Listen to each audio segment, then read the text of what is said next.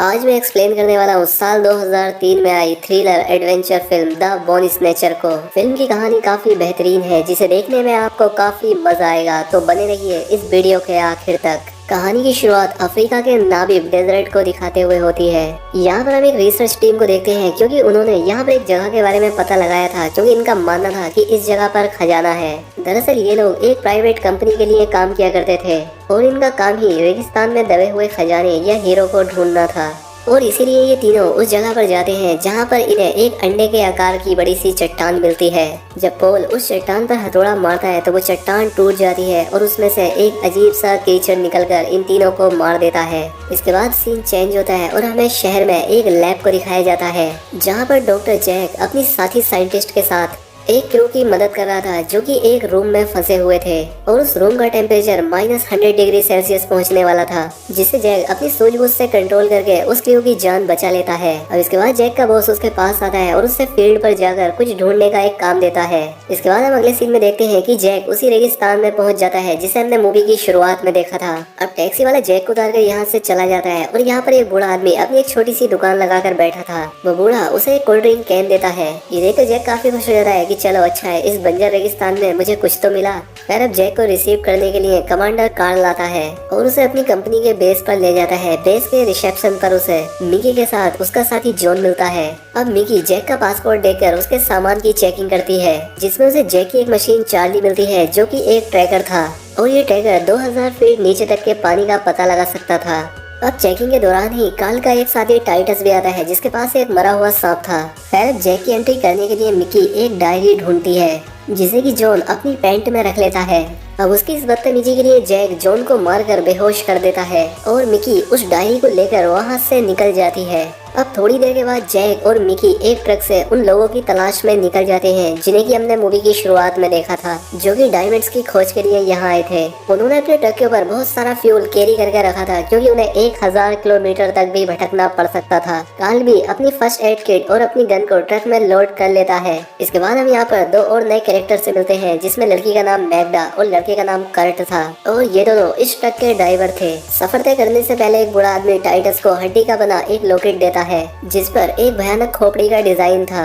खैर अब इनका सफर शुरू हो जाता है और हम देखते हैं कि जैक मिकी की तरफ थोड़ा अट्रैक्ट हो रहा था। अब काफी देर तक इस रेगिस्तान में भटकने के बाद मिकी को उन पहले वाले लोगों का ट्रक दिखता है। खैर अब जब ये लोग अपने ट्रक से उतरकर थोड़ा आगे जाते हैं तो इन्हें वहाँ पर दो इंसानी कंकाल मिलते हैं। एक कंकाल के पास एक चाकू भी था जिसे देखकर कार्ल समझ जाता है कि ये पॉल की बॉडी है। अब सभी लोग यहाँ पर इस बात से हैरान थे कि इन लोगों की मौत तो यहाँ पर सिर्फ 5 से 6 घंटे पहले ही हुई होगी, तो इनकी बॉडी इतनी जल्दी डिकम्पोज होकर कंकाल कैसे बन गई। मिकी इसकी इन्वेस्टिगेशन करने के लिए पुलिस बुलाने के लिए कहती है, लेकिन कार्ल का शक उस तीसरे आदमी पर था क्योंकि यहाँ पर सिर्फ 2 ही कंकाल थे जबकि यहाँ पर 3 लोग आए थे, यानी कि उस तीसरे आदमी ने ही इन दोनों को मारा होगा। तभी उन्हें टाइटस आवाज लगाकर अपने पास बुलाता है। यहाँ पर इन्हें पैरों के निशान दिखाई देते हैं जिनका ये लोग पीछा करने लगते हैं। मैग्डा वही ट्रक में थी। अब इन्हें आगे आने के बाद पता चलता है कि शुरुआत में पैरों के सिर्फ 2 ही निशान थे, लेकिन अब उन्हें 4 पैरों के निशान मिल रहे हैं। तभी जैक का ट्रैकर एक डायरेक्शन की तरफ बीप करने लगता है, जिसके बाद सभी लोग उसी तरफ बढ़ जाते हैं।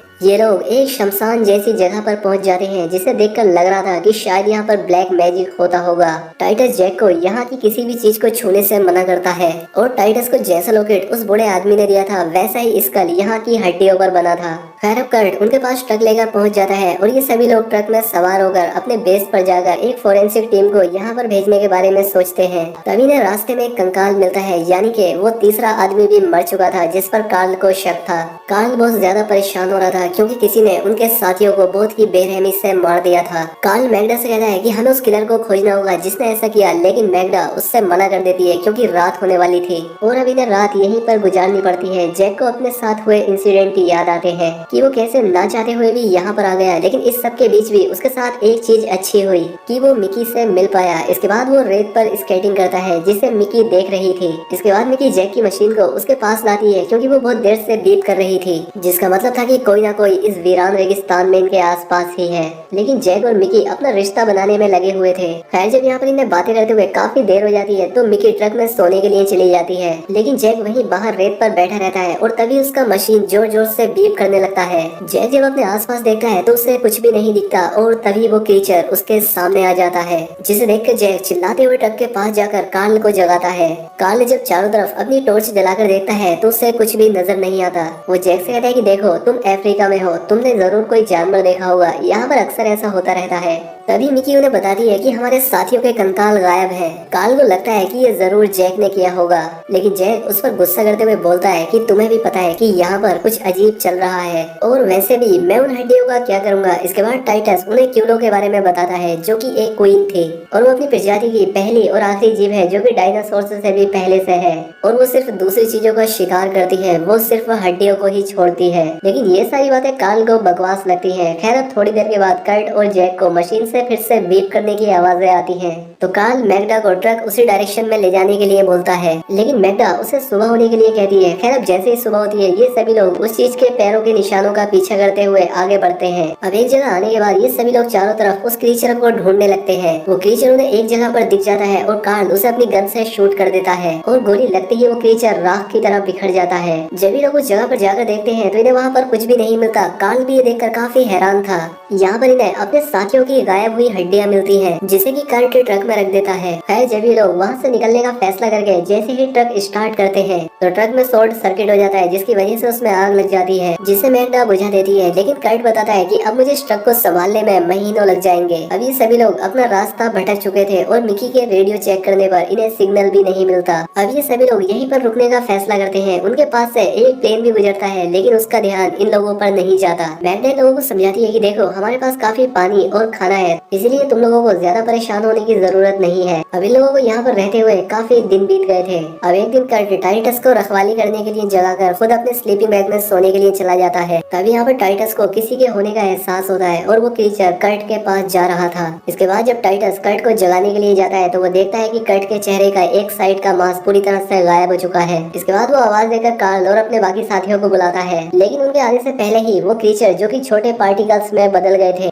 जो कि छोटी काली रेत जैसे दिख रहे थे, वो टाइटस को भी अपना शिकार बना लेते हैं। तभी कार्ल लाकर उस स्लीपिंग बैग पर फायरिंग करने लगता है। जैक और मिकी घायल टाइटस को ट्रक में लेकर जाते हैं। गोली का उस क्रीचर पर कोई असर नहीं हो रहा था, वो इनकी तरफ बढ़ता ही जा रहा था। इसलिए कार्ल वहाँ पर पेट्रोल छिड़ककर उसके पास आने का इंतजार करता है। मैग्डा उसे आग जलाने से मना करती है क्योंकि इसमें कर्ट भी जल जाता, लेकिन कार्ल मानने वाला नहीं था। तभी जैक बताता है कि वो क्रीचर वापस जा रहा है पेट्रोल की वजह से। इसके बाद सभी लोग टाइटस को देखने लगते हैं। अब जैक ट्रक के चारों तरफ पेट्रोल डालकर सभी को सेव कर लेता है क्योंकि ये क्रीचर पेट्रोल के पास नहीं आ रहा था। तभी कार्ल देखता है कि उस क्रीचर ने कर्ट के कंकाल में समाकर एक खौफनाक रूप ले लिया है। ये देखकर कार्ल उस पर हमला करता है, जिससे वो क्रीचर वहाँ से जाने लगता है। और यहाँ पर कार्ल और जैक में झगड़ा हो जाता है क्योंकि जैक कार्ल को गोली चलाने से रोक रहा था। मिकी उन्हें रोकते हुए समझाती है कि हमें आपस में नहीं लड़ना है। इसके बाद ये सभी लोग प्लान बनाते हैं कि हम लोग पैदल ही अपने बेस में जाकर मदद लाएंगे और इस बीच मैग्डा टाइटस के साथ ट्रक में ही रहेगी। अगली सुबह मिमी, कार्ल और जैक पैदल ही रेगिस्तान में आगे बढ़ते हैं। काफी दूर आगे आने के बाद उन्हें उनकी तरफ एक रेत का तूफान आता हुआ दिखता है, जिसमें वो सब फंस जाते हैं। खैर तूफान खत्म होने के बाद ये लोग दोबारा से अपने सामान को चेक करते हैं, जिसमें कि जैक की मशीन टूट गई थी और साथ ही उन्होंने पेट्रोल का एक बॉक्स भी लिया था,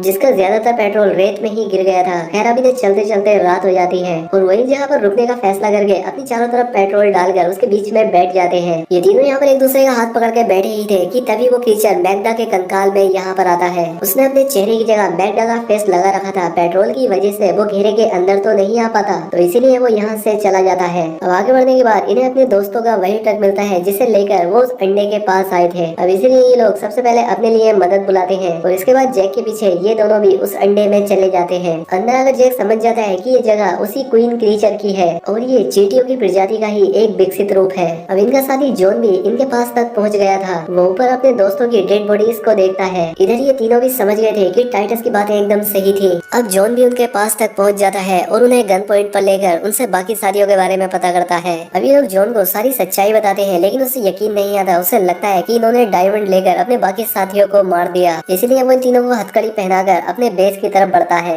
ये तीनों समझ चुके थे कि वो क्रीचर कितना खतरनाक है, इसलिए अगर इन्होंने उसे अभी नहीं रोका तो बाद में रोकना इम्पॉसिबल होगा। इसलिए कार्ल पीछे से जॉन पर हमला करके उसे बेहोश कर देता है, क्योंकि वो जान गए थे कि वो क्रीचर अपनी पूरी एक कॉलोनी बनाना चाहता है। इसलिए ये लोग उस माइन के पास आते हैं। उनके पास एक एक्सप्लोसिव लिक्विड था जिसे कार्ल अपने पास रखता है और ये लोग उस माइन के अंदर जाते हैं। इन्हें यहाँ पर कुछ भी नहीं दिख रहा था। तभी यहाँ पर जैक को एक पुराना जनरेटर दिखता है जिससे उस माइन में रोशनी हो गई थी, और इसके बाद ही उस माइन के अंदर जाने लगते हैं। और हम देखते हैं कि उस क्रीचर को भी इनके होने की खबर लग गई थी। कार्ल उस क्रीचर को देखकर आगे बढ़ने लगता है। उसे आगे बढ़ने से मिकी और जैक रोक रहे थे और जैक उन पर हमला करके एक पिलर गिरा देता है। अब जैक उस क्रीचर का ध्यान भटकाता है और वो क्रीचर जैसे ही जैक के पीछे आता है तो वो एक गड्ढे में गिर जाता है। अब मिकी कार्ल को उठाकर उस गड्ढे के पास आती है। अब कार्ल मिकी को उसकी जान बचाने के लिए थैंक्स बोलता ही है कि तभी वो क्रीचर कार्ल का पैर पकड़कर उसे गड्ढे में खींच लेता है। दोनों कार्ल का हाथ पकड़ लेते हैं, लेकिन कार्ल इनसे अपना हाथ छुड़ाकर उस लिक्विड एक्सप्लोसिव को एक्सप्लोड करके खुद के साथ उस क्रीचर को भी मार देता है।